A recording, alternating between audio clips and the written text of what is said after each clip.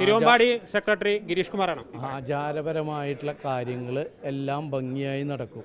അതായത് 26-ാം തീയതിയും 27-ാം തീയതിയും നടക്കുന്ന എല്ലാ ആചാരപരമായ കാര്യങ്ങളും വളരെ ഭംഗിയായി അടുക്കും ചുറ്റിയിടും. അതിൻ്റെ പ്രൗഢി കുറച്ച് അത് ചടങ്ങുകളാക്കി മാത്രമല്ല, എന്നാലും എല്ലാ ആചാരങ്ങളും അതിൻ്റേതായ അർത്ഥത്തിലും വ്യാപ്തിയിലും നടക്കും. അതിൽ വെടിക്കെട്ടുണ്ടാവില്ല. കുടമാറ്റത്തിൻ്റെ ആ ചടങ്ങ് മാത്രമായിട്ട് നടത്തും. ഒരു 15 മിനിറ്റാണ് നമുക്ക് തന്നിരിക്കുന്നത്. തെക്കേ ഉപനടലിൽ നടക്കും. 15 ആനകൾ തന്നെ പങ്കെടുക്കും. അതിലും ഒരു ചർച്ച വേണം എന്ന് പറഞ്ഞിട്ടുണ്ട്. അപ്പോൾ അതും ചർച്ച ചെയ്തതിന് ശേഷം, അതായത് 15 മിനിറ്റോട് നമ്മൾ ഇതിൻ്റെ മേളത്തിൻ്റെ കാലമനുസരിച്ചാണ് നമ്മൾ മാറ്റാറ്. അപ്പോൾ 4-5 കുടകൾ മാറ്റിയിട്ട് നമ്മൾ അതിൻ്റെ ഒരു പ്രൗഢി പോവാത്ത തരത്തിൽ നമ്മളത് ഭംഗിയായിട്ട് അവസാനിപ്പിക്കും.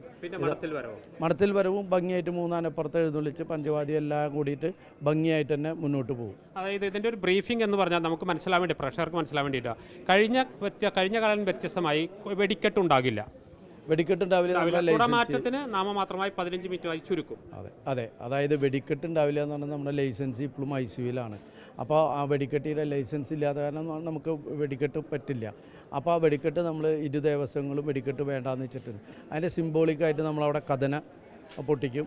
2-3 കഥനകൾ അതാത് സമയത്ത്, അതായത് നമ്മുടെ പകൽപൂരം കഴിയുമ്പോഴും അതേപോലെ രാത്രി അത് കഴിഞ്ഞാൽ പിറ്റേ ദിവസവും ആ കഥനകൾ പൊട്ടിച്ച് അതിൻ്റെ കാര്യങ്ങളായിട്ട് മുന്നോട്ട് പോകും.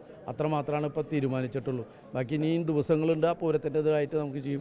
ഇതിലിപ്പോൾ ഇന്നലെ നമ്മുടെ മിനിസ്റ്റർ മീര് വന്നു, ഇത് പൂരത്തിൻ്റെ നമ്മുടെ ഹൈക്കോടതിയുടെ ഒരു അറിയിപ്പുണ്ട്, ഇതിൽ മീഡിയയ്ക്ക് അങ്ങനെ ഇത് കൊടുക്കരുതെന്നുകൊണ്ട് ഞങ്ങൾക്കറിയില്ല.